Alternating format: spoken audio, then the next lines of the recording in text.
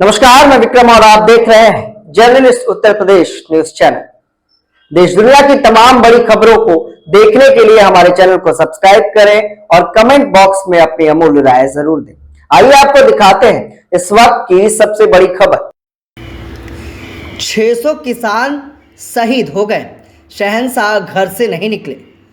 कांग्रेस महासचिव प्रियंका गांधी ने बनासकांठा गुजरात में कहा, प्रधानमंत्री मेरे भाई को शहजादा बोलते हैं। मैं उन्हें बताना चाहती हूं कि ये शहजादे 4000 किलोमीटर पैदल चले हैं।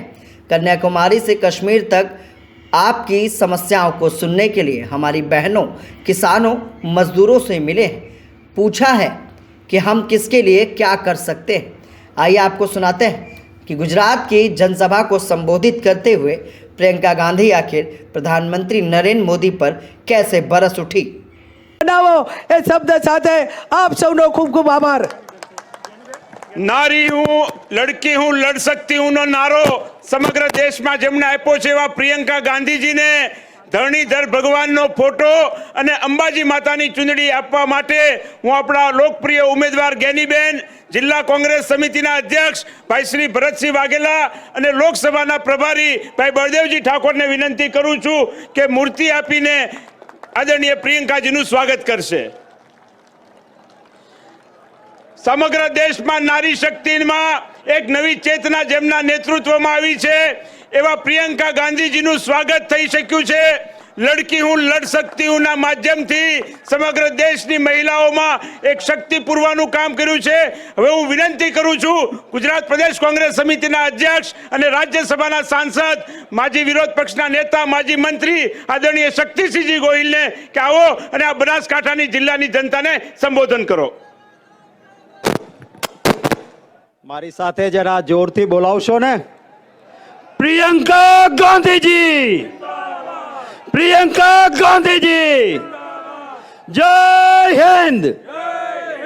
બનાસની બેન, બનાસની બેન। અંબે માતાજીની આ પવિત્ર ભૂમિ ઉપર આજ શનિવાર છે। ગેળા હનુમાનજીના દર્શન કરી એમને માથું નમાવીને આવ્યા છીએ। આપનો આ સૌના આશીર્વાદ મળશે। કોઈ સમય આપની અને પ્રિયંકાજીની વચ્ચે લેવા નથી માંગતો। આપણે તો મળતા રહીએ છીએ ને વાતો કરતા રહીએ છીએ। આપ સૌએ જે આશીર્વાદ અને પ્રેમ જ્ઞાનીબેનને આપ્યો છે એ માટે બનાસકાંઠાના તમામ જ્ઞાતિના લોકોનો ખૂબ ખૂબ હૃદયપૂર્વક આભાર માનું છું।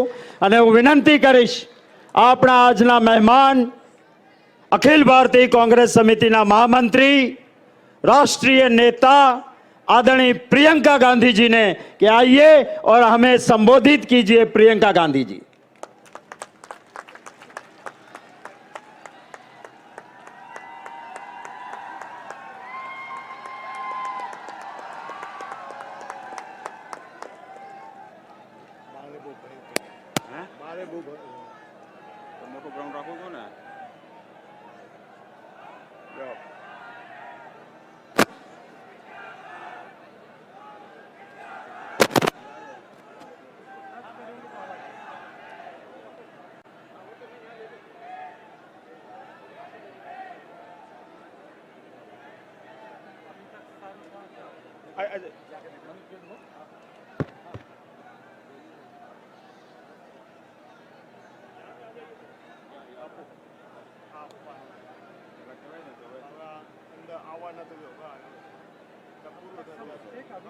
ફોટો પડાવવાનો છે ને આપણે બોલી દઈશું।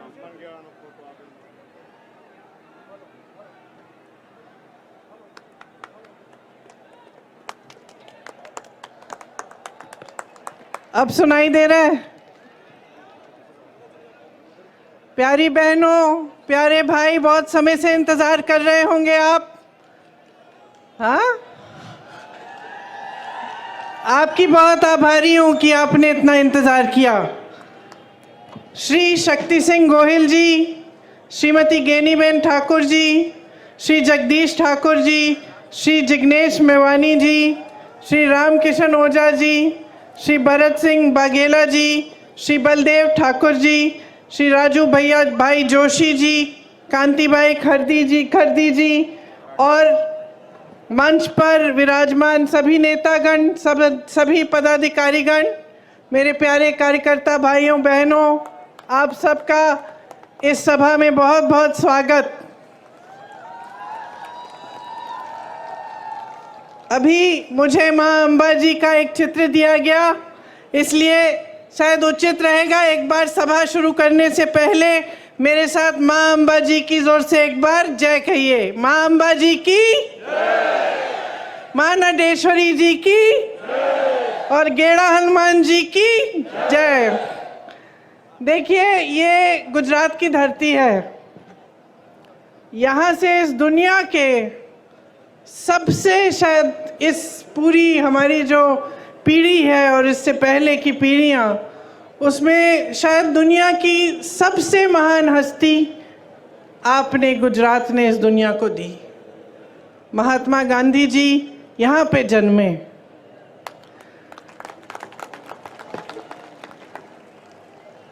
श्री सरदार पटेल जी भी गुजरात के ही पुत्र थे। वीर रणछोड़ रबाड़ी जी भी इसी धरती के थे। ये सारे महापुरुष किस लिए लड़े?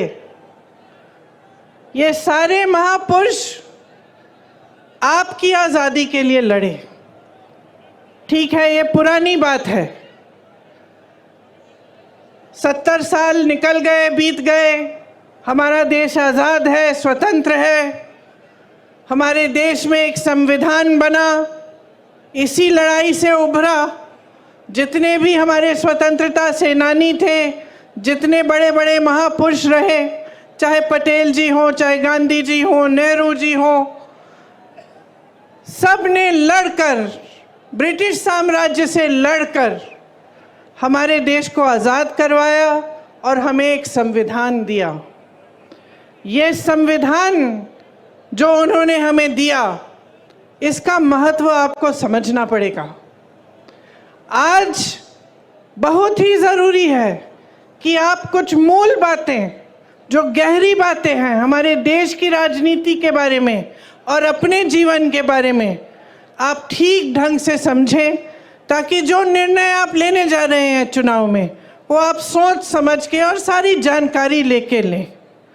जब हम संविधान की बात करते हैं, खास इसलिए हम आज ये बात उठा रहे हैं क्योंकि भाजपा के कई नेताओं ने, जो चुनाव लड़ रहे हैं, कुछ मंत्रियों ने, देश भर में जो घूम रहे हैं, उन्होंने कहा कि अगर भाजपा फिर से जीतेगी तो संविधान बदला जाएगा।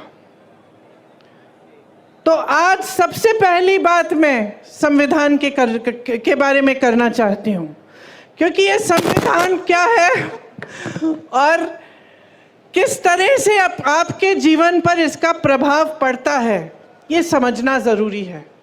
संविधान से आपको अधिकार मिलते हैं। सबसे बड़ा अधिकार ये है कि आप वोट डाल सकते हो। ये आपको अधिकार दिया गया है, देश के किसान को, देश के गरीब को, देश के मजदूर को और देश के प्रधानमंत्री को भी, देश के मंत्रियों को भी, देश के बड़े बड़े शख्सों को भी यही एक अधिकार मिला है। मतलब सबका एक समान अधिकार है।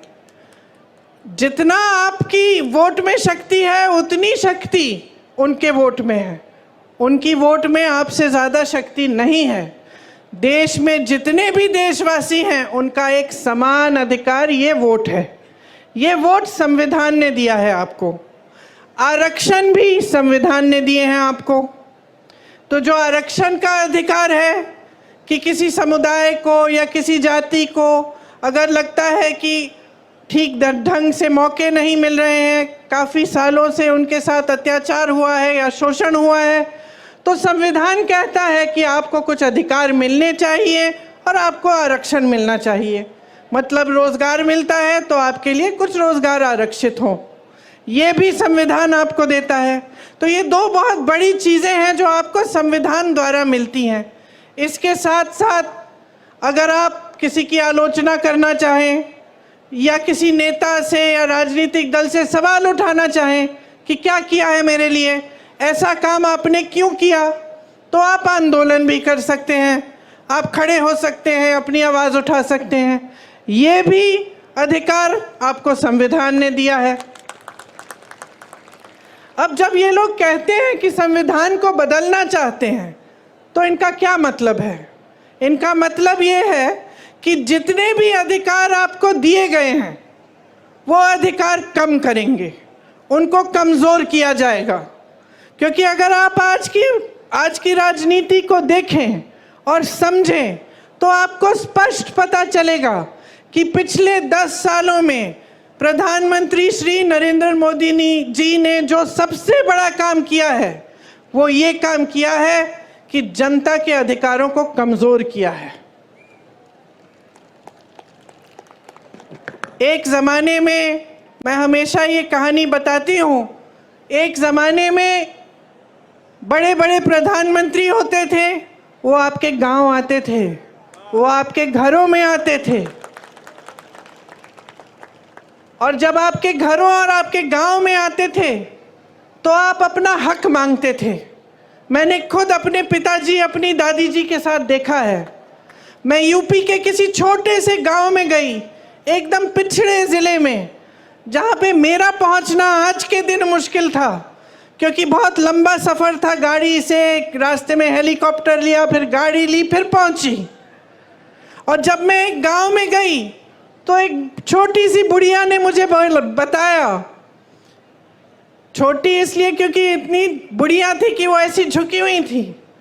उन्होंने मुझे बताया कि जब आपकी दादी जी आई थी तो जो खीर मैं आपको खिला रही हूँ, ऐसी ही खीर बना के मैंने उनको खिलाया। मैं अपने पिताजी के साथ गांव जाती थी, उनके पीछे पीछे, तो अपने ही संसदीय क्षेत्र में जब वो किसी के घर में चले जाते तो अगर कोई सुविधा नहीं मिली होती, या पानी नहीं आ रहा है, या उस ज़माने में वो इंडिया मार्क 1 लगता था, वो नल नहीं लगा है, या सड़क नहीं बनी है, तो डांट खाते थे। जनता डांटती थी कि आप प्रधानमंत्री हैं, हमारा नल नहीं लगाया आपने। और लोग कहते थे उनसे कि देखिए, वोट हम आपको तब देंगे जब आप सड़क बनाएंगे, जब आप पानी लाएंगे। प्यार तो हम आपको बहुत करते हैं, आओ खाओ चाय पियो, लेकिन वोट तब मिलेगा जब आप हमारा काम करेंगे। ये राजनीति थी एक ज़माने की। और इस राजनीति का आधार किसने डाला? गुजरात के सबसे महान बेटे ने डाला, महात्मा गांधी जी ने। महात्मा गांधी जी ने सारे नेताओं से अपनी संपत्ति छुड़वाई, सबको ज़मीन पे लाए, सबको घरों में ले गए, गरीबों की समस्याओं को सुनो, और जो जनता है देश की वो सर्वोपरि है। ये बात गांधी जी ने सिखाई। और गांधी जी ने कहाँ से सीखी ये बात? खुद भगवत गीता से, हिंदू धर्म से। जो महान गुरु होते थे हमारे, उनसे पहले वो सारे आपके बीच आते थे, पैदल चलते थे, सुनते थे कि समस्याएं क्या हैं, कि मेरी बहनें बैठी हैं, कैसे चला रही हो अपना जीवन, महंगाई हो रही है, कुछ खरीद पा रही हो, कमाई कैसे आ रही है, घर पे जाती हो, क्या मुश्किल है जब घर पहुंचती हो काम करने के बाद खेती में। किसानों से पूछते थे, समझते थे, मजदूरों की समस्याएं समझते थे, और उसी आधार पे अपनी नीतियां बनाते थे। तो अगर कोई नीति बनती थी देश में तो उसे इस आधार पे बनती, जैसे अगर मजदूरों के लिए कोई नीति बनती तो मजदूरों से बातचीत करके बनती, किसानों के लिए कोई नीति बनती तो किसानों की समस्याओं को समझ के, उनकी मुश्किलों को देख के बनती। इसीलिए जो हमारी परंपरा है कांग्रेस पार्टी में, जो जिस परंपरा की नींव महात्मा गांधी जी ने डाली और जिस परंपरा के तहत हमारे सारे प्रधानमंत्रियों ने काम किया, वो परंपरा ये थी कि नीतियां आपके लिए बनी, जो आपकी सुविधा के लिए बनती है, जो आपको आगे बढ़ाने के लिए बनती है, वही नीति सही है। लेकिन बहनों और भाइयों, आज के जो प्रधानमंत्री हैं, ज़रा उनकी कार्यशैली को आप देखिए। गुजरात ने उनको सब कुछ दिया, उनको सम्मान दिया, स्वाभिमान दिया, उनको आगे बढ़ाया, उनको सत्ता दी। आज प्रधानमंत्री बने, 10 सालों से प्रधानमंत्री हैं। जब जब आप उनको देखते हैं तो आप मुझे खुद बताइए, आप टीवी पे उनको देखते हैं कि नहीं? देखते हैं टीवी पे? देखते हैं ना? दिखते हैं। कहाँ दिखते हैं आपको? बड़े मंचों पे दिखते हैं, बड़े बड़े प्रधानमंत्रियों के साथ दिखते हैं, दूसरे देशों के राष्ट्रपतियों के साथ दिखते हैं ना? बड़े बड़े खरबपतियों के साथ दिखते हैं, सेठों के साथ दिखते हैं। कभी आपने उनको किसी किसान के घर जाते हुए देखा है? कभी आपने उनको किसी गरीब के घर में जाते हुए देखा है? मैंने यूपी में काम किया पिछले 5 सालों से। वहां पे उनका संसदीय क्षेत्र है। उनके संसदीय क्षेत्र वाराणसी में भी प्रधानमंत्री जी किसी एक गरीब के घर नहीं गए हैं। कभी नहीं पूछा है इन 10 सालों में कि भाई तुम कैसे हो। किसानों के लिए नीति बनाते हैं, किसान आंदोलन करता है।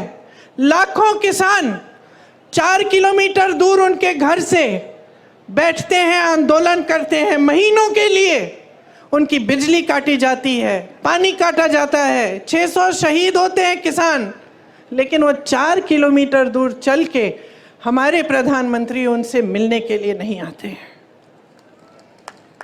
जब उनको पता चलता है कि चुनाव आ रहा है और ये किसान आंदोलन कर रहे हैं, हमें वोट नहीं मिलेगा, तब चुनाव के 2 महीने पहले वो कानून बदल देते हैं।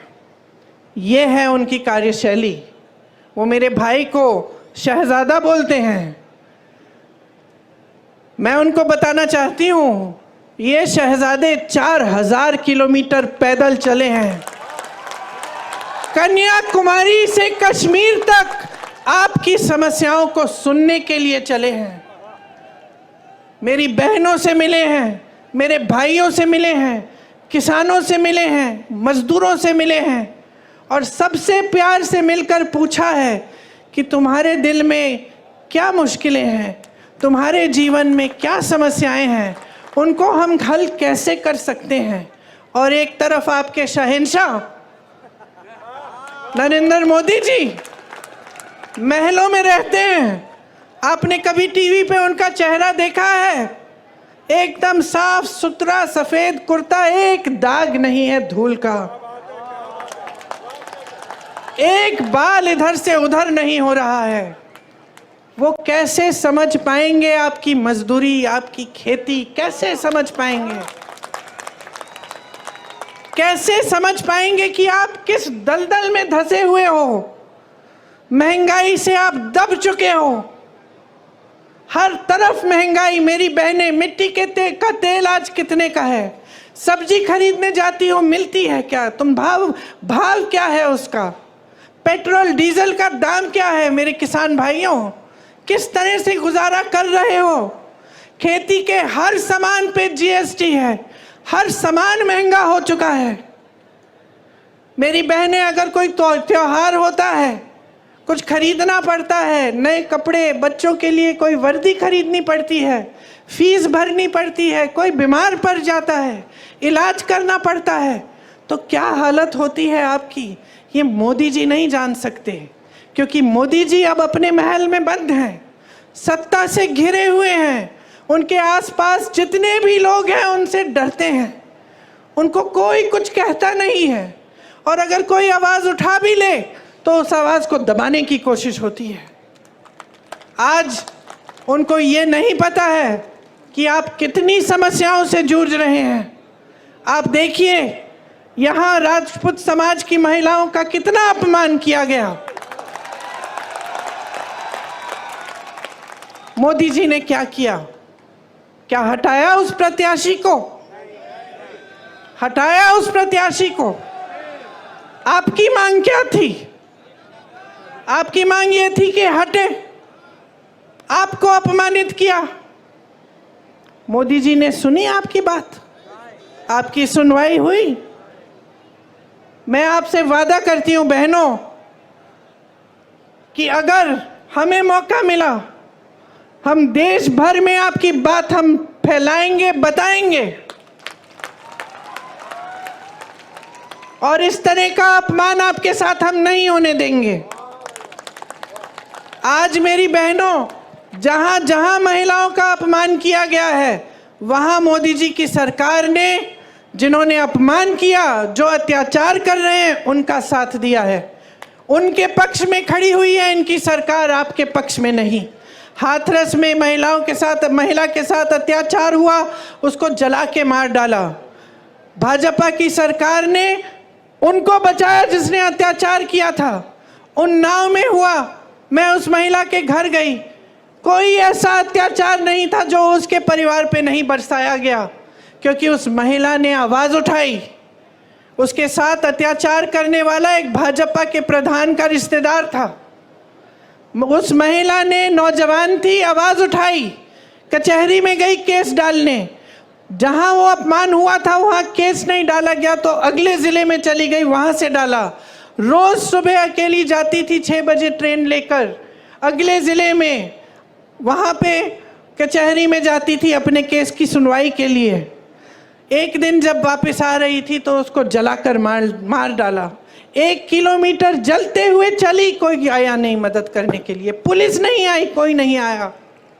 जब मैं उसके घर गई तो उसके पिताजी ने मुझे बताया कि क्योंकि उसने आवाज़ उठाई थी, उसके भाइयों को पीटा गया था, उसके पिताजी को पीटा गया था, पिताजी के खेत जला डाले थे, लेकिन सरकार से कोई मदद नहीं मिली। मोदी जी ने कोई मदद नहीं की। हमारी बड़ी बड़ी ओलंपिक की मेडलिस्ट महिलाएं जो लड़ी, देश के लिए मेडल लाई, जब मेडल लाई तो मोदी जी ने उनके साथ फोटो खिंचवाई और सारे अखबारों में लिखा था कि देखिए मोदी जी है तो मुमकिन है, मोदी जी की वजह से ये मेडल लेके घर आई हैं। जब वही महिला सड़क पे उतरी क्योंकि उसके साथ अत्याचार हुआ था, मोदी जी ने उनकी मदद नहीं की। उस महिला ने, उसकी आंखों में आंसू थे जब उसने मुझे बताया कि दीदी, मैंने सोचा था कि मैंने इतना बड़ा काम किया है देश के लिए, मेडल लाई हूँ, अगर मैं यहाँ पे बैठ के मांग करूँगी तो ज़रूर मेरे साथ न्याय मिलेगा, मुझे न्याय मिलेगा। लेकिन उसे न्याय नहीं मिला। आपको मालूम है क्या तोहफा मिला उसको, जिसने उस पर अत्याचार किया? आज उसका बेटा भाजपा के टिकट पे खड़ा है। जिस तरह से जिसने यहाँ पे आपकी महिलाओं का अपमान किया, उसके बेटे को टिकट दिया, उसी तरह से उत्तर प्रदेश में इसके बेटे को भी टिकट दिया। ये है नरेंद्र मोदी जी की सरकार की असलियत। और जैसे मैंने कहा, घिरे हुए हैं सत्ता से, अब आपको नहीं पहचानते, आपको नहीं जानते। बताइए, अगर गुजरात की जनता से कटे नहीं होते तो यहाँ से चुनाव क्यों नहीं लड़ रहे हैं? गुजरात से क्यों चुनाव नहीं लड़ रहे हैं? इतनी दूर जाकर वाराणसी में क्यों लड़ रहे हैं? क्योंकि कट चुके हैं आपसे। आपसे जो फायदा निकलना था बहनों और भाइयों, निकाल लिया। आपने सत्ता दी, मुख्यमंत्री बनाया, कई बार बनाया, यहाँ उनको सत्ता मिली, नाम मिला, आपके समर्थन से उनको सम्मान मिला, यहाँ से चले गए प्रधानमंत्री बनने, आपको भूल चुके हैं और आपसे कट चुके हैं। ये किसानों की धरती है, यहाँ अनार, आलू, जीरा पैदा करते हैं आप। आपसे पूछना चाहती हूँ, मोदी जी की 10 साल सरकार है, आपको न्यूनतम समर्थन मूल्य मिलता है इसके लिए? नहीं मिलता। जो आपका कोऑपरेटिव सेक्टर है, अमूल, बनास डेयरी, ये किसने खड़ा किया? आपको याद है? कांग्रेस के ज़माने में खड़ा हुआ ये सेक्टर। और आज प्रयास क्या है? भाजपा के नेता इसका कब्जा करने की कोशिश कर रहे हैं। ये आपकी संपत्ति है, ये आपके लिए बनाया गया सेक्टर, ताकि आप फूले फले, आप आगे बढ़ें, ताकि यहाँ के किसान आगे बढ़ें। भावनगर में गौचरों की ज़मीन पर भी इनके नेताओं ने कब्जा किया है। ये आपकी ज़मीन है, कोई रोक नहीं रहा है इनके नेताओं को। जहां कुछ मिल रहा है वहां हाथ मार रहे हैं। समझ लीजिए क्या हो रहा है आपके साथ। कांग्रेस पार्टी ने एक न्याय पत्र निकाला है। इस न्याय पत्र का आधार जो है वो मेरे भाई ने जो ये 4000 किलोमीटर चले थे, ये उस वही जब आपसे बातें की उन्होंने, आपकी समस्याएं समझी, वही आधार बना इस न्याय पत्र के लिए। मतलब वो समझे कि आपके साथ अन्याय हुआ है, किसानों के साथ, मजदूरों के साथ।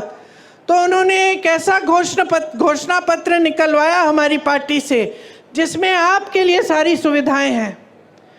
और इससे पहले, इस चुनाव से पहले जहां जहां प्रदेशों में चुनाव हुआ है, हमने जो घोषणा पत्र में लिखा है वो करके दिखाया है। आज अगर आप कर्नाटका की महिलाओं से पूछेंगे कि सरकार ने आपके लिए क्या किया, तो वो बताएंगी कि हमें हर महीने 2000 रुपये मिलते हैं और हम बस की यात्रा मुफ्त में करते हैं। अगर आप छत्तीसगढ़ के किसानों से पूछेंगे कि कांग्रेस की सरकार ने क्या किया आपके लिए, तो वो बताएंगे कि हमारे कर्ज माफ़ कराए और अच्छे गौठान बनाए जिसमें से हमें नौकरी मिली, और हमारे जानवरों का जो गोबर है वो गोबर सरकार ने खरीदा ताकि हमारी आमदनी बने। इसी तरह से आपके लिए हम कुछ गारंटी लाए हैं और उसमें किसान भाइयों के लिए आपका जो MSP है, जो न्यूनतम समर्थन मूल्य है, वो एक कानून बनेगा। मतलब आपका अधिकार बन जाएगा। कानून के तहत आपको मिलना ही होगा।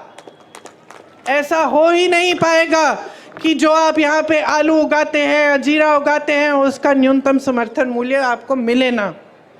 आपके कर्ज माफ के लिए एक स्थायी आयोग बनेगा जिसके तहत जब भी आप कर्ज में अगर आप डूब रहे हैं और आपको मदद की ज़रूरत है, आप उस आयोग में जा पाएंगे और आपके कर्ज की माफ़ी की बात होगी और उसकी समस्या हल होगी।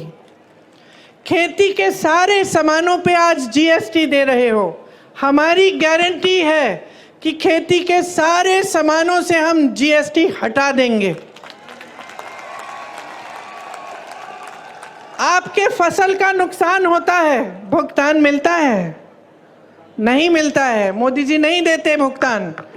हम कह रहे हैं कि जब फसल का नुकसान होगा तो 30 दिन के अंदर अंदर आपको भुगतान मिलेगा। भूमिहीनों को ज़मीन मिलेगी और हर जगह पूरे देश भर में न्यूनतम मजदूरी 400 रुपये की होगी। मतलब 400 रुपये से कम मजदूरी के पैसे आपको कोई नहीं दे पाएगा। अगर देगा तो कानून का उल्लंघन करेगा। मेरी बहनें, मैंने महंगाई की बात की। मैं जानती हूँ और समझती हूँ कि आप पर कितना बोझ है। जो समाज है उसका बोझ भी आप उठाती हो, समाज की परवरिश भी आप करती हो। जब अपने बच्चों को बड़ा करती हो, मेहनत से उनकी हर चीज़ देखती हो, बच्चा बीमार पड़ता है उसका इलाज, बुखार होता है उसकी देखभाल, खाना खाया कि नहीं खाया, पढ़ाई की कि नहीं की, स्कूल जा रहा है ठीक से कि नहीं जा रहा है, ये सारे काम आप करते हो अपनी नौकरी या अपने रोज़गार या अपनी खेती के अलावा।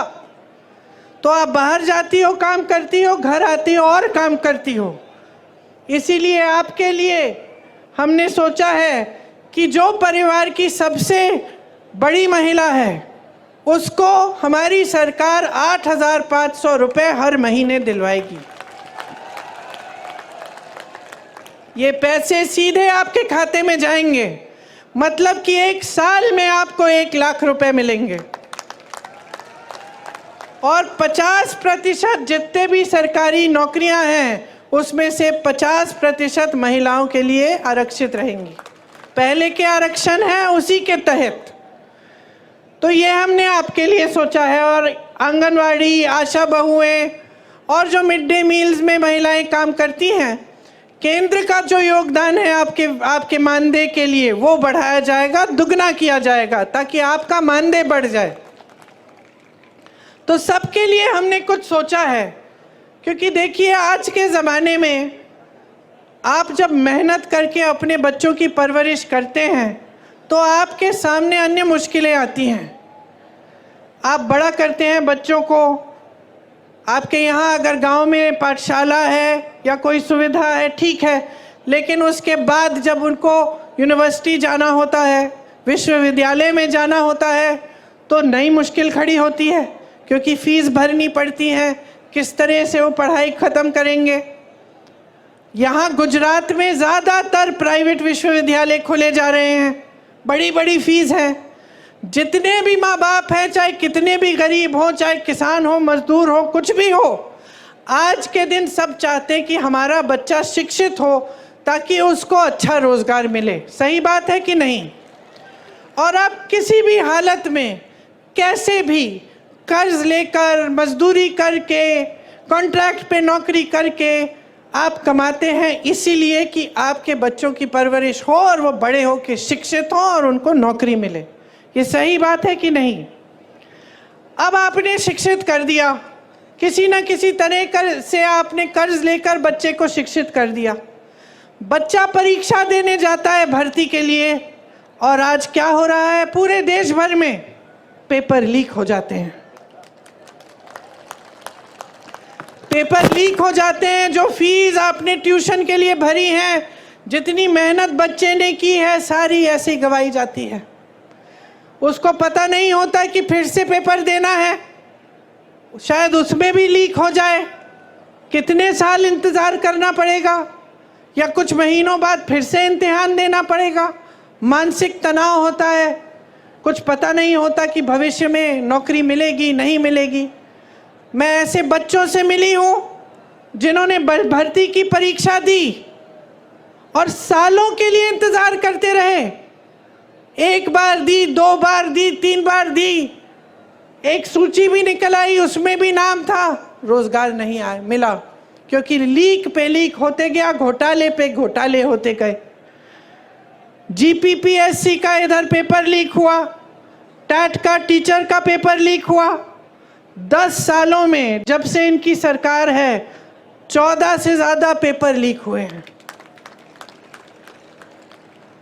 तो अब क्या करें नौजवान? भर्ती का इम्तिहान है, पेपर लीक हो रहा है, रोजगार दे नहीं रही है सरकार।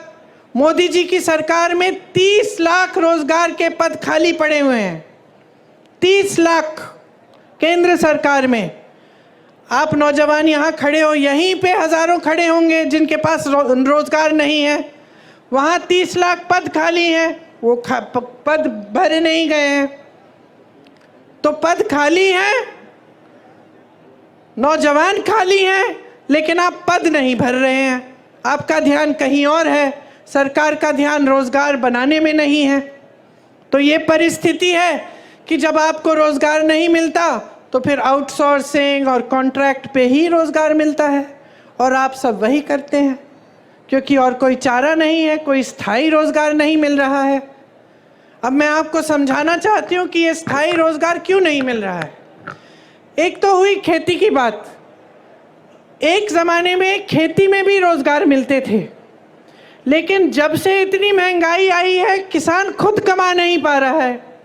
तो जब किसान खुद कमा नहीं पा रहा है तो वो कैसे रोजगार दिलवाएगा अपनी खेती में? तो फिर वो भी कम मजदूर रखता है। वो भी कहता है कि जितना काम मैं खुद निपट सकता हूँ निपट लूँगा। तो खेती से रोजगार कम हो रहा है। बड़े बड़े जितने भी सरकारी कॉरपोरेशन थे, जितनी सरकारी कंपनियां थीं जिससे आपको स्थायी रोजगार मिलते थे, तकरीबन सभी की जो सब्सिडी है, जो सब्सिडरी हैं, उनको इन्होंने अपने खरबपति मित्रों को दे दिया है। आज देश का कोयला, देश की सड़कें, देश का पावर, देश के हवाई अड्डे, देश के बंदरगाह, सब इनके बड़े बड़े खरबपति मित्रों को दे दिए गए हैं। इनको आपकी संपत्ति थी, आपको रोजगार मिलता था, आपको सुविधाएं मिलती थी, अब वो सारी संपत्ति बड़े बड़े खरबपतियों की हो गई है। अगर आपकी समस्याओं को ये सरकार समझती तो वो जानती कि यहाँ से रोजगार मिलता है, नए नए रोजगार बनते हैं। ये संपत्ति अभी खरबपतियों को देने से ये रोजगार बंद हो सकते हैं, आरक्षण बंद हो सकते हैं, क्योंकि प्राइवेट हो गई वो नौकरी, वो रोजगार। लेकिन आपके बारे में नहीं सोच रहे हैं। इनकी नीतियां बड़े बड़े खरबपतियों के लिए ही बन रही हैं। अगर आप ठीक ढंग से समझेंगे और देखेंगे तो हर स्तर पे ये हो रहा है।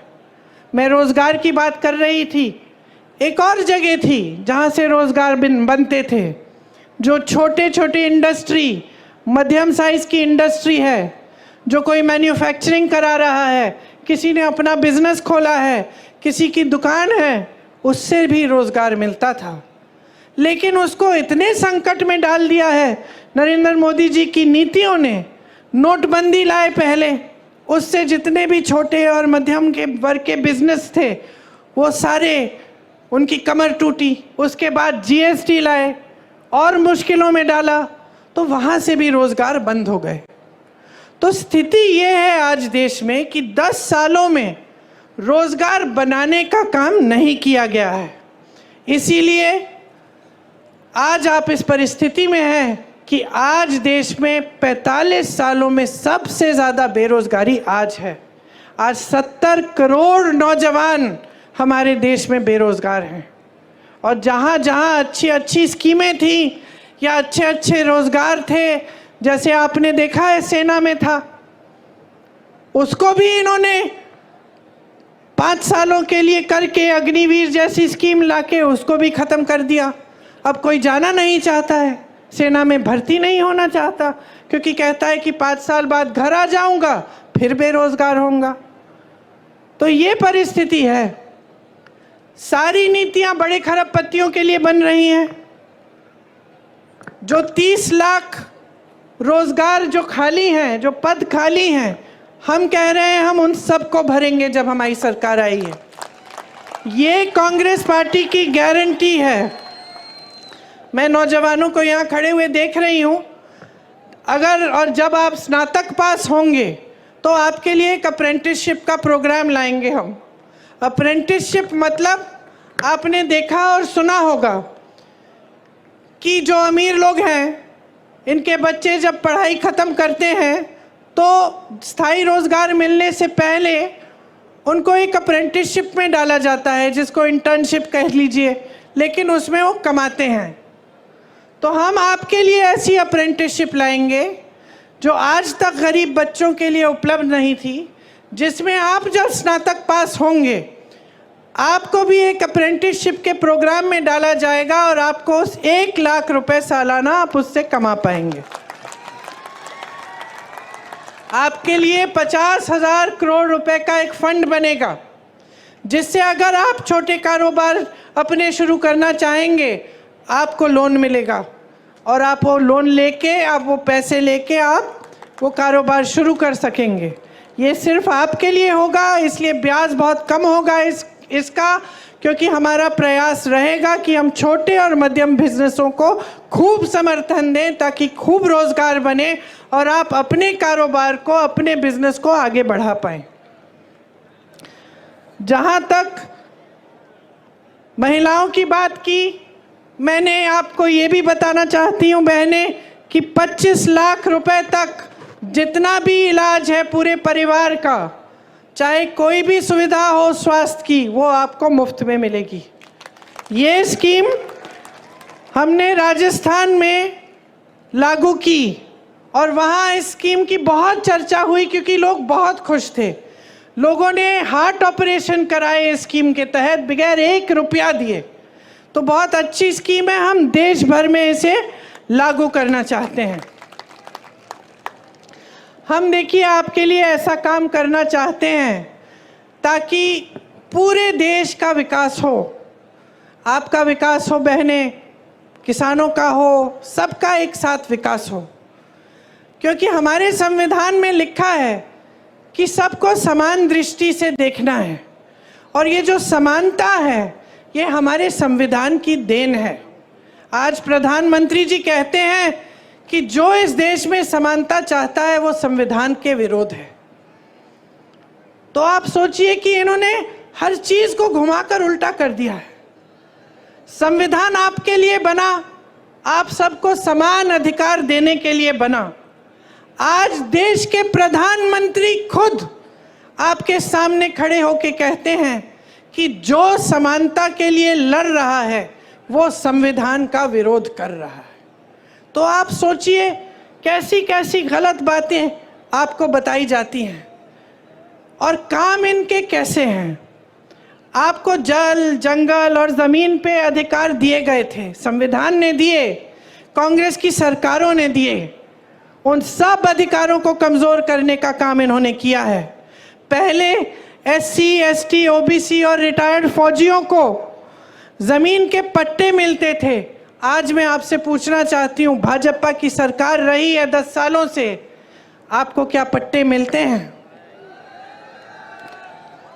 जैसे मैंने आपको कहा, तमाम सरकारी कंपनियों को प्राइवेट बनाने का काम किया है। इससे आरक्षण खत्म होते हैं, फिर से आपके अधिकार कमज़ोर होते हैं। सरकारी विश्वविद्यालयों में आपको अच्छी शिक्षा मिलती थी कम फीस में। जब प्राइवेट इतने सारे बनाते हैं और सरकारी विश्वविद्यालयों को कमज़ोर करते हैं, तो भी ये काम करते हैं कि आरक्षण भी कम होंगे और फीस भी ज़्यादा होगी। तो आप देखिए, ऊपर के जितने भी पद हैं, जो बड़े बड़े पद हैं, उसमें लैटरल एंट्री से ये पद दे रहे हैं, बाकी सब खाली रख रहे हैं। और जो नीचे के पद हैं, जो भर्ती के पद हैं, उसको खाली रख रहे हैं। तो ये सारे काम जो कर रहे हैं ना, ये इनकी एक नीति है। और ये नीति जो है, ये सबसे बड़ी इनकी नीति जो है कि सब कुछ बड़े बड़े खरबपतियों की सफलता और उनके आगे बढ़ने के लिए हो, और जो देश का गरीब है उसको 5 किलो का राशन पकड़ाओ और उसको बड़ी बड़ी बातें बताओ, मंच पे खड़े होकर बड़े बड़े इवेंट दिखाओ और उसी में निपट लो बस। उसके आगे कोई रोजगार देने की बात नहीं, विकास करने की बात नहीं, नए पाठशाला बनाने की बात नहीं, नए विश्वविद्यालय बनाने की बात नहीं, अस्पताल बनाने की बात नहीं। कहते हैं कि कांग्रेस ने 70 सालों में क्या किया। मैं इनसे पूछना चाहती हूँ, 10 सालों में आपने क्या किया? हमने IIM बनाए, IIT बनाए, एम्स बनाए, HAL बनाया, BHEL बनाया। आप नाम लीजिए, कांग्रेस ने बनवाया। भाखरा नंगल डैम बनवाया, आपका अमूल बनाया। इन्होंने क्या बनाया? इन्होंने क्या बनाया? फूट फैलाई लोगों के बीच में, नफरत का बीज बो दिया, क्योंकि उस नफरत के बीज से उन्हीं की सत्ता बढ़ेगी। आपसे जब आते हैं चुनाव के समय आपसे बात करने के लिए, तो क्या बातें करते हैं? आए थे अभी 2-3 दिन पहले, मैंने सुना उनका भाषण। चुनाव है हिंदुस्तान में, बात हो रही है पाकिस्तान की।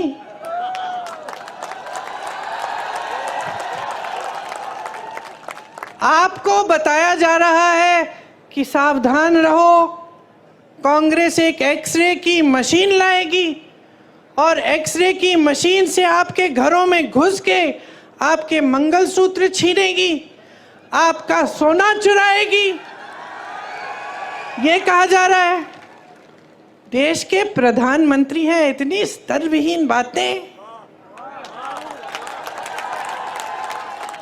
आपने देश का प्रधानमंत्री चुना ताकि देश का सम्मान रखें, पूरा देश देखे कि ये हमारे प्रधानमंत्री हैं, ये अच्छी सुलझी हुई बातें करते हैं, सभ्य बातें करते हैं, क्योंकि यही हमारी देश की सभ्यता रही है। हम अपने बड़ों को देखते हैं और हम कहते हैं कि देखिए कितने सभ्य हैं, आदर देते हैं। लेकिन अब हमारे प्रधानमंत्री आपके सामने झूठ तो बहुत बोलते हैं, लेकिन अब तो फिजूल की बातें करने लग गए हैं। पहले झूठ तक सीमित था, अब अजीब अजीब सी बातें। आपकी 2 भैंसें हैं तो कांग्रेस एक भैंस चुरा लेगी।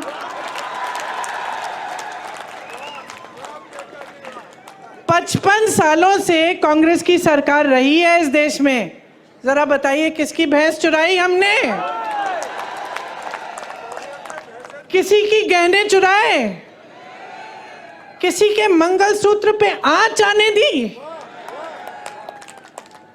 और आज हम आपके घरों में एक्सरे की मशीन, सबसे पहले तो ये बताएं कि कैसी है भाई ये एक्सरे की मशीन जो मंगलसूत्र निकाल के ढूंढती है। मैं भी देखना चाहती हूँ, कुछ ऐसा है भी इस दुनिया में। और अब हम आकर आपके घरों के अंदर चोरों की तरह आपके भैंस चुराएंगे, आपका सोना चुराएंगे। क्यों? क्योंकि उनका वो पुराना जो रट है वो चल नहीं रहा है। क्योंकि आज इस देश की जनता जाग रही है, क्योंकि आज इस देश की जनता कह रही है कि मेरे मंच पे आओगे तो मेरी काम की बात करो। आज इस देश की जनता कह रही है मुझे इस चुनाव को हिंदू मुसलमान पे नहीं लड़ना है, मुझे इस चुनाव को बिजली, पानी, रोजगार, महंगाई पे लड़ना है। आज इस देश की जनता कह रही है कि बहुत हो गया मोदी जी, बहुत हो गया, बहुत देख लिया आपकी नौटंकी, बहुत सुन लिया आपके भाषण, लेकिन आपके भाषणों में एक लफ्ज हमारे लिए नहीं रहा। आज देश की जनता कह रही है कि मोदी जी हमें बताइए, 10 साल से हमने आपको पूरी सत्ता दी, उस सत्ता का क्या किया आपने? क्या आपने हमारे जीवन में आप तरक्की लाए कि नहीं लाए? और जनता को दिखने लगा है कि 10 साल बीत गए, बहुत बड़ी बड़ी बातें, क्या था वो सबका साथ सबका विकास, ऐसी बात। किसका विकास हुआ? बैठे हो ना, विकास हुआ है आपका, आपका विकास हुआ है बहने। तो बस हवा में बड़ी बड़ी बातें हुई हैं और आपने शानदार इवेंट, ये तो मैं बोलती हूँ, बड़े शानदार इवेंट बनाए इन्होंने। हर 2-2 महीने एक शानदार इवेंट। सिर्फ मोदी जी दिख रहे हैं और कुछ दिख नहीं रहा है, वही सफ़ेद कुर्ता, कोई धूल नहीं, कुछ नहीं, सब दूर हैं उनसे, अकेले चल रहे हैं। अब अकेले ही हो गए हैं। अब ये जनता जो है ना, उनका अकेलापन देख रही है और उनके अकेलेपन का हर रोज प्रमाण देख रही है। ये जो बातें होती है ना कि आपकी भैंस चुरा लेगी कांग्रेस, ये उसी का प्रमाण है। कोई सच्चाई नहीं बता रहा है, अकेले बैठे हैं, सलाहकार भी झूठ बोल रहे हैं, सलाहकार भी सही बात नहीं बता रहे हैं। अजीब सी परिस्थिति बन गई है बहनों और भाइयों आज हमारे देश में। इसको पहचानो। एक सच्चाई आपको टीवी पे दिखती है, वो सच्चाई जो आपको दिखा रही है ना, ये समझ लो सारे टीवी के चैनल आज बड़े बड़े खरबपतियों के हैं, तो आपको अपनी सच्चाई नहीं दिखाएंगे। आपने कितने प्रोग्राम देखे हैं इस चुनाव के दौरान जहां कोई पत्रकार दुकान में जा रहा है और कह रहा है कि भाई आज टमाटर का दाम देखो, कि देखो कितनी महंगी है ये तेल, या ये गैस सिलेंडर कितना बढ़ चुका है, क्या लोग गुजारा कर पाएंगे? ये आप नहीं देखते किसी चैनल पे। किसी चैनल पे आप ये नहीं देखेंगे कि 70 करोड़ लोग इस देश में बेरोजगार हैं मोदी जी के राज में। ये बात, इस पे कोई रिपोर्ट नहीं देखेंगे। आप देखेंगे कि मोदी जी कौन से कपड़े पहनते हैं, मोदी जी किस प्रधानमंत्री से मिल रहे हैं, किस तरीके के आम खाते हैं, ये देखेंगे आप। क्योंकि आज मीडिया भी झुक गई है, सारे चैनल भी झुक गए हैं। पत्रकार एक समय में सवाल उठाता था, मुझे याद है मेरे पिताजी के समय में एक अखबार रोज 10 सवाल छापता था, प्रधानमंत्री से सवाल हैं ये। आपको याद होगा कैसे आक्रमण होती थी मीडिया, कोई घबराता नहीं था। नेता कहता था ठीक है सवाल पूछो, जवाब देंगे। आज तो नेता इतने घबरा गए हैं ये कि जब इनका चुनाव आ रहा है, जो इनके सामने जो प्रत्याशी खड़े हैं उनको घूस देके उनको बिठा रहे हैं। मैंने सुना है कि गृह मंत्री जी के संसदीय क्षेत्र में 16 प्रत्याशी ऐसे ही बैठ गए चुनाव से पहले, या तो डराए गए हैं, धमकाए गए हैं, या किसी को घूस दे दिया है और बैठ रहे हैं कि चुनाव ही ना हो, अरे इतने मजबूत गृह मंत्री हो, इतने बड़े प्रधानमंत्री हो, देश की पूरी सत्ता तुम्हारे पास है, सीट पे सीट तुम्हारी है संसद में, और एक चुनाव लड़ने से डर रहे हो? किस बात का डर है? खड़ा करिए 100 प्रत्याशियों को, हराइए उनको। यही तो चुनाव होता है, यही तो लोकतंत्र होता है। मंच पे खड़े होकर लोगों को झूठ बोलना नहीं होता है। मंच पे खड़े होकर लोगों को गुमराह करना या लोगों के जज्बातों को उभारना ताकि तुम्हें वोट मिल जाए, तुम सत्ता में रहो, तुम्हारे बच्चे फूले फलें और जनता खाई में रहे, ये लोकतंत्र नहीं है। तो मैं यहाँ किस लिए आई हूँ?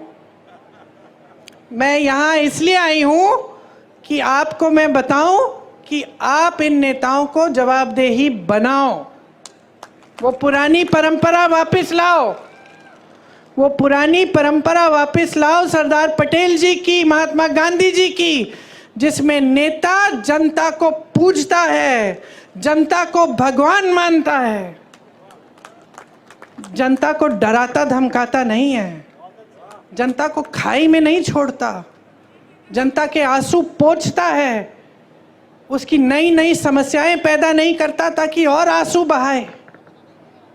समझ लीजिए, जो संविधान ने आपको दिया है, जो वोट का अधिकार है, वो एक बहुत बड़ा औजार है आपका।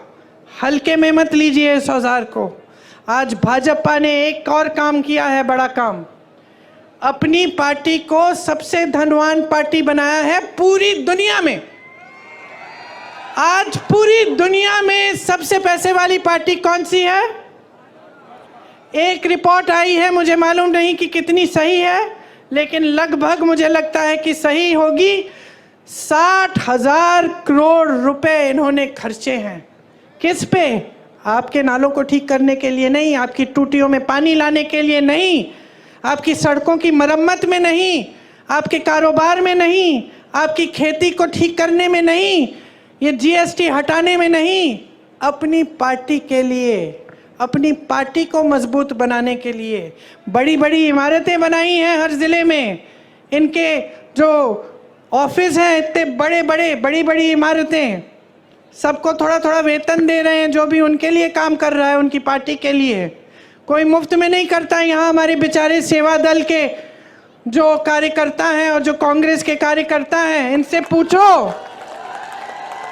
इनसे पूछो ये जनता की सेवा करते हैं तो मुफ्त में करते हैं या इनको वेतन देते हैं? हम बदनाम किया हमें और सबसे अमीर पार्टी बन गए वो। कहते हैं कि आज तक उन पे भ्रष्टाचार का कोई आरोप नहीं लगाया। कैसे लगाएंगे? कैसे लगाएंगे? ये जो मीडिया जो हर रोज आरोप लगाती थी हमारी सरकारों पे, ये तो झुक गई एकदम। लिख के देखिए, आप हंस रहे हैं, जरा कल लिख के देखिए, कोई बड़ा घोटाला निकालिए, देखते हैं क्या होता है। ईडी आएगी, सीबीआई आएगी, गिरफ्तार हो जाओगे, पड़े रहोगे जेल में, कोई मदद नहीं करेगा। और 56 इंच का सीना है इनका, एक आलोचना नहीं सुन सकते, एक आलोचना नहीं सुन सकते। बड़प्पन तो उसमें होता है जो दुनिया भर की आलोचना सुन सकता है लेकिन काम करते रहता है। राहुल गांधी को देखो, क्या नहीं बोला उसके बारे में, क्या क्या नहीं कहा।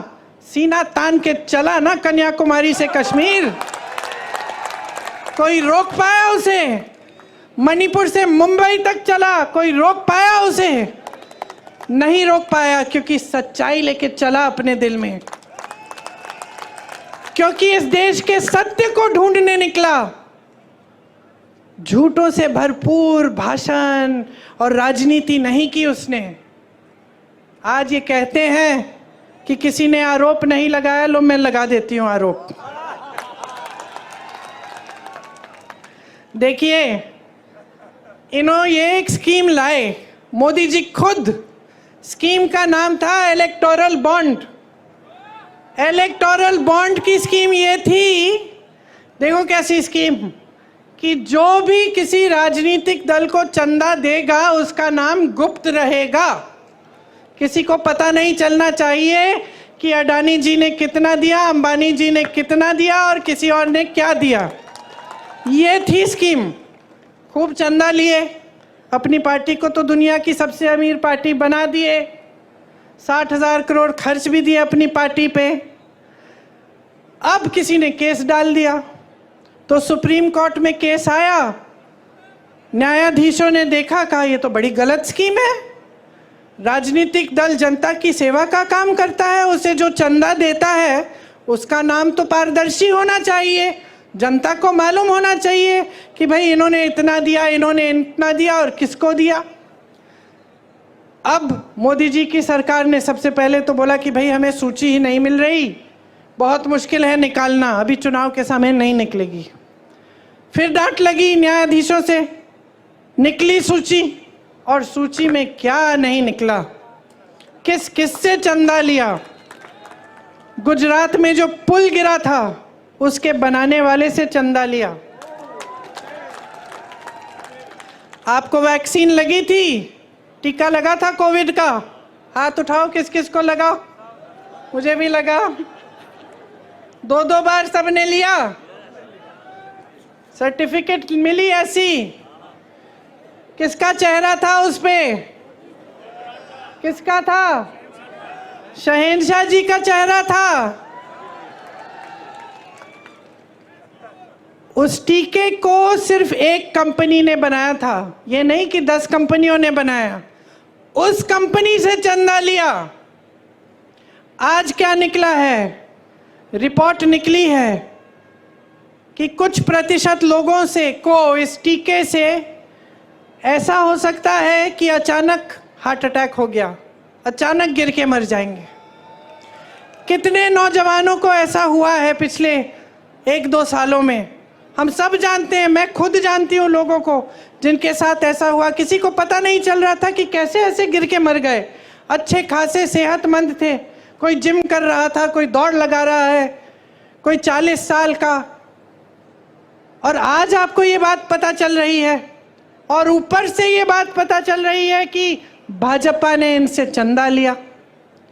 और बताती हूँ, ऐसी कंपनियों से चंदा लिया है जिस पे छापा मारा था इन्होंने, छापा मारा, चंदा लिया, छापे बंद, केस लगाया, चंदा लिया, केस बंद। गौ माता, अच्छा, हमें बताया जा रहा है कि गौ मांस के सप्लाई कंपनी से भी चंदा लिया है 250 करोड़ का। यहाँ आपके मंच पे धर्म की बातें, धर्म के रखवाले वहाँ चंदा ले रहे हैं इन लोगों से। तो ये भ्रष्टाचार है कि नहीं है? इससे बड़ा भ्रष्टाचार आपने कभी देखा है कि सरकार ने भ्रष्टाचार की स्कीम ही बना दी? एक जमाने में भ्रष्टाचार होता भी था तो छुपके चोरी से होता था, अब भ्रष्टाचार खुलेआम स्कीम के तहत हो रहा है, इलेक्टोरल बॉन्ड। और आपको कहने की ये हिम्मत कि हम भ्रष्ट नहीं हैं, कहते हैं कि खुद ईमानदार हैं, बाकी सारे नेता भ्रष्ट हैं। किसी को जेल में डाल दिया है, किसी मुख्यमंत्री को, किसी और को जेल में डाल दिया है, किसी पार्टी का, जैसे कांग्रेस पार्टी के खाते बंद करा दिए चुनाव से पहले कि इनको चुनाव के लिए कोई सुविधा नहीं मिलनी चाहिए। अपनी पार्टी को इस कदर वॉशिंग मशीन बना दिया है, धुलने वाली, जो कपड़े धोने वाली मशीन होती है ना, कपड़ा डालो, गंदा कपड़ा अंदर डालो, निकालो तो साफ निकलता है। इसमें क्या होता है, इनकी पार्टी में नेता चले जाता है, पहले कहते हैं भ्रष्ट है, इसके 70,000 करोड़ का स्कैम है, उसका ये घोटाला है, उसने इतना चोरी किया। फिर कहते हैं आइए, आपका स्वागत, हमारी पार्टी में आइए। जैसे ही वो नेता उनकी पार्टी में चले जाता है तो कहते हैं कि बिल्कुल ठीक, इसने तो कुछ किया ही नहीं है, ये तो साफ हो गया, ये तो बहुत ईमानदार आदमी है। तो ये चल रही है राजनीति देश में आज। चुनाव लड़ने की हिम्मत नहीं हो रही है, लोगों को बिठाया जा रहा है, पैसे खिलाए जा रहे हैं प्रत्याशियों को, मुख्यमंत्रियों को जेल में डाला जा रहा है, तो अब देखिए, आप पर निर्भर है आपका भविष्य। आपको लगता होगा कि ये जो बड़े बड़े नेता मंच पे बैठते हैं ये हमारा भविष्य तय करते हैं। कुछ हद तक ये बात सही है, लेकिन सिर्फ कुछ हद तक। सच्चाई ये है कि आप अपना भविष्य तय करते हो। आपका भविष्य आपके हाथों में है। मेरी बहनें, आप जब वोट डालने जाती हो ना, तो 5 सालों के लिए आपके जीवन में क्या होने वाला है इसका आप ये तय करने जाती हो कि आपके गांव में, आपके परिवार में तरक्की आएगी कि नहीं, इसलिए अपना वोट डालती हो। तो इसको हल्के में बिल्कुल नहीं लेना है। सब पढ़ो, सुनो, जानकारी लो, नेताओं की बातें सुनो। कौन यहाँ आकर आपकी बात कर रहा है, कौन गंभीर बात कर रहा है और कौन हल्की बात कर रहा है, कौन भैंसों की बात कर रहा है कि कोई चुराएगा और कौन कह रहा है कि 30 लाख रोजगार आपको दिलवाएंगे। 10 सालों में अगर कुछ किया होता तो ये चुनाव खुशी से उन 10 सालों की कामयाबी पे लड़ सकते थे, लेकिन ये चुनाव इस पे नहीं लड़ रहे हैं। जैसे जैसे चुनाव आगे चला जा रहा है, पहले धर्म की बातें, अब चोरी करने की बातें, पाकिस्तान की बात भी आ गई है। अब जैसे जैसे आगे बढ़ेंगे और ये 1 महीना निकलेगा चुनाव का, तो आप देखते रहना। कोई गांव में बैठा हुआ चाय की दुकान में ऐसी बातें करता तो आप हंस पड़ते। हंसते कि नहीं? अगर कोई कहता कि भाई कोई नेता आके तुम्हारे घर में एक्सरे से तुम्हारे गहने निकालेगा और तुम्हारी भैंस चुरा ले जाएगा, तो क्या कहते? हंसते। अब प्रधानमंत्री वही बात कर रहे हैं तो हंसो ना, हंसो, बोलो ठीक है ये हास्य बात है, प्रधानमंत्री जी हल्की बात कर रहे हैं, हमें अपनी काम की बात सुननी है। और इन नेताओं को मजबूर करो, हमारी तरह मजबूर करो सब नेताओं को, चाहे वो कांग्रेस के हों, भाजपा के हों, किसी भी पार्टी के हों, मजबूर करो कि चुनाव में आपके सामने आए तो आपकी बात करें। इधर उधर की बात जो करता है उसको पहचान लो और अच्छी तरह से अपनी परिस्थितियों को पहचानो। कोई ऐसी सच्चाई नहीं है इस देश में जो टीवी पे ही दिखती है। बड़े बड़े इवेंट, महल, बहुत तरक्की हो रही है, बड़े बड़े लोग महलों में अपनी शादियां करा रहे हैं, उनके लिए एयरपोर्ट भी इंटरनेशनल 1 दिन में हो जा रहा है। तुम्हारे लिए यहाँ एयरपोर्ट ही नहीं है। समझ लो सच्चाई क्या है। सच्चाई तुम्हारा जीवन है। ये जीवन जो तुम जी रहे हो, ये जो रोज सुबह उठ के रोजगार ढूंढने निकलते हो, कुछ नहीं मिलता। दुकान जाते हो कुछ खरीदने के लिए, आधी चीजें छोड़ के वापस घर आ जाते हो। ये है तुम्हारी जीवन की असलियत। खेती कर रहे हो, मजदूरी कर रहे हो, मेहनत कर रहे हो, पसीना बहा रहे हो, लेकिन कुछ कमा नहीं पा रहे हो। जो कमा रहे हो जा रहा है महंगाई की वजह से। ये है आपकी सच्चाई। इस सच्चाई के आधार पर अपना वोट दो। इस सच्चाई के आधार पर, जिस सच्चाई को आप अपने अनुभव से जानते हो, जिस सच्चाई को आप, अपनी बहनें, आपके बच्चे जो जी रहे हैं, जब बच्चे को खाना नहीं दे पा रहे हो, वो भूखा सो रहा है, वो सच्चाई है। जब बहन बीमार है, इलाज के लिए दवाई नहीं खरीद पा रही है, रो रही है, दर्द हो रहा है, रो रही है, ये सच्चाई है। जब बच्चा होने वाला है, अस्पताल इतनी दूर है कि पहुंच नहीं पा रही है, ये सच्चाई है। ये जो 1100 रुपए 1200 का सिलेंडर आप खरीद रहे हो, ये सच्चाई है।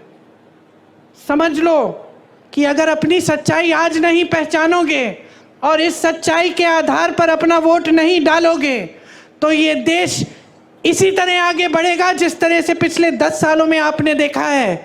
क्या है कि कहीं नहीं जा रहा है। सिर्फ बड़े लोग और बड़े होते चले जा रहे हैं, सिर्फ अमीर लोग और अमीर होते चले जा रहे हैं। सारी सुविधाएं इनको, आपके लिए कुछ नहीं। टैक्स भी आप ज़्यादा भर रहे हैं इनसे।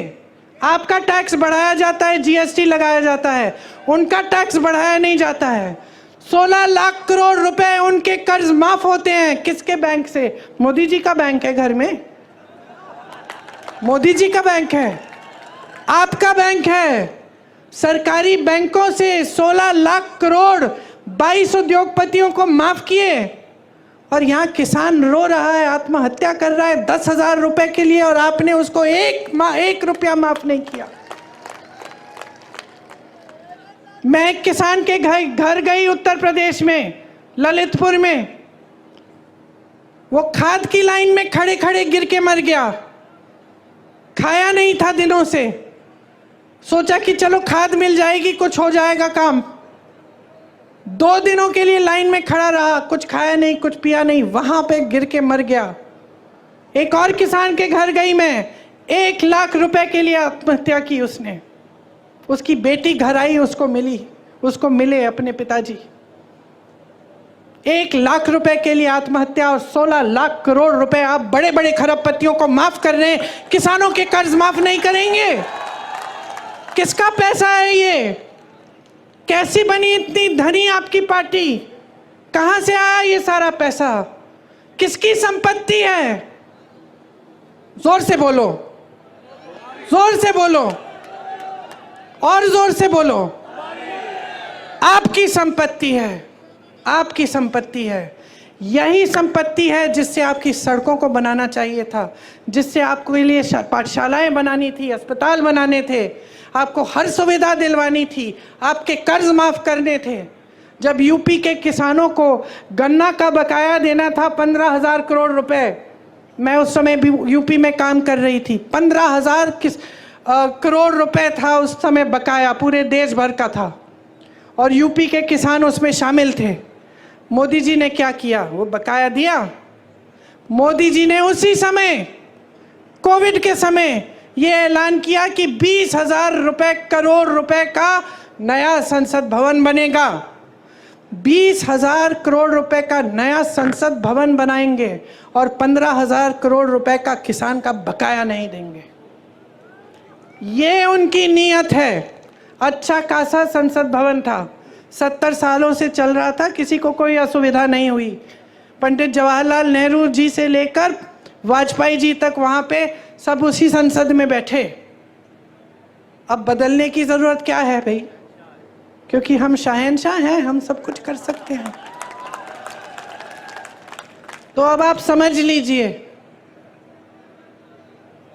देखिए, थोड़ी सी शिकायत मुझे आपसे है, क्योंकि चुनाव आते हैं, हर चुनाव में आपको गुमराह कर देते हैं, हर चुनाव में धर्म की बात, जाति की बात, और आप गुमराह हो जाते हैं, और आप उसी आधार पे अपना वोट डाल देते हैं।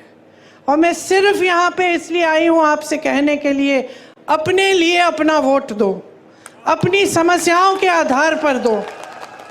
किसी नेता को मत देखो, पार्टी को मत देखो, आप ये देखो कि भाई विकास कौन लाएगा मेरे गांव में, मेरे जीवन में तरक्की कैसे होगी। कांग्रेस पार्टी बता रही है, ये रहा हमारा न्याय पत्र, सबके लिए कुछ है इसमें। अगर आपको शक है, आपको लगता है कि सिर्फ चुनाव के लिए कह रहे हैं ये लोग, तो पता करो, कोई जानकार है जिसको आप जानते हो, जो कर्नाटका में रहता हो, या फिर राजस्थान में, जो पिछली सरकार में राजस्थान में था, या जिसने बघेल जी की छत्तीसगढ़ में सरकार देखी। पूछो, क्या ये सच है कि जो कांग्रेस ने गारंटी दी थी वो लागू है तुम्हारे प्रदेश में?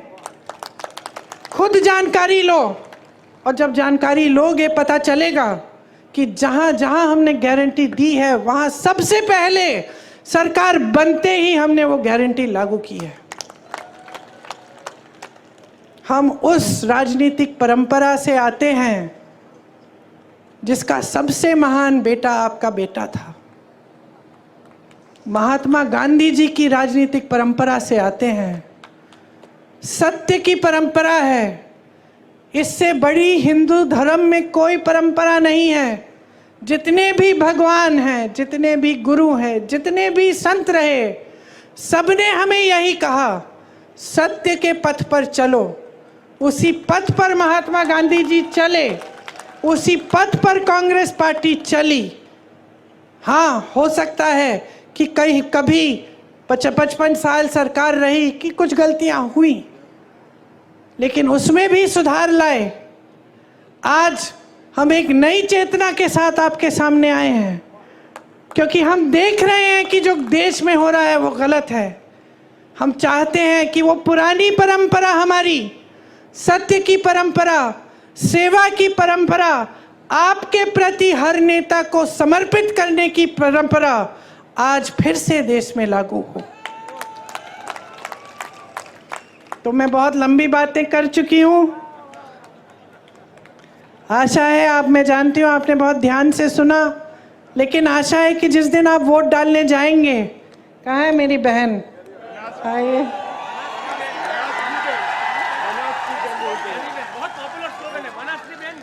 बनास की बहन। मुझे सबसे ज़्यादा खुशी तब होती है जब मैं अपनी बहन के प्रचार में आती हूँ, किसी भी बहन के प्रचार में, क्योंकि हम लोग सेवा अच्छी तरह करना जानते हैं, निष्ठा से करते हैं। तो आप लोग मुझे फंडिंग भी दे रहे हैं, वोट भी दे रहे हैं। देखिए, कह रही हैं कि आप ही के समर्थन से चुनाव लड़ रही हैं, और ये कह रही हैं कि ये चुनाव जनता लड़ेगी।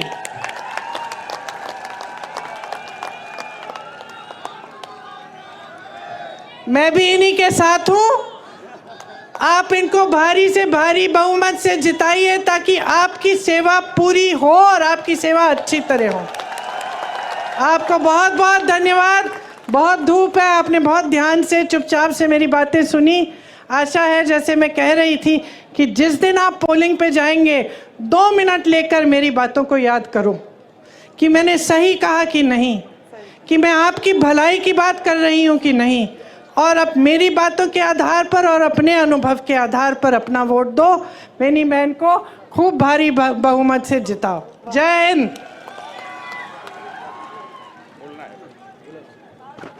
શનિવારના પવિત્ર દિવસે આજે પ્રિયંકાજી આપણી વચ્ચે ઉપસ્થિત છે। ચારે થરાદના પૂર્વ ધારાસભ્ય ગુલાબસિંહ રાજપૂતને વિનંતી કરું કે ગેળા હનુમાનજીની પ્રતિમા આપીને રાહુલ ગાંધીજીનું સ્વાગત કરે। ભાઈ જયેશ કરમટા, ભાઈ રઘુભાઈ દેસાઈ, ભાઈ અમૃતજી ઠાકોર, તમામ આગેવાનોને વિનંતી કે પ્રિયંકા ગાંધીજીને આભાર વિધિ કરવા માટે હું કાંતિભાઈ ખરાડી, દાતા વિધાનસભા મત વિસ્તારના આપણા ધારાસભ્ય છે, તેમને વિનંતી કરું કે કાંતિભાઈ ખરાડી આવો અને આભાર વિધિ કરો। બેસી જાઓ બધા, દરેક લોકો બેસો।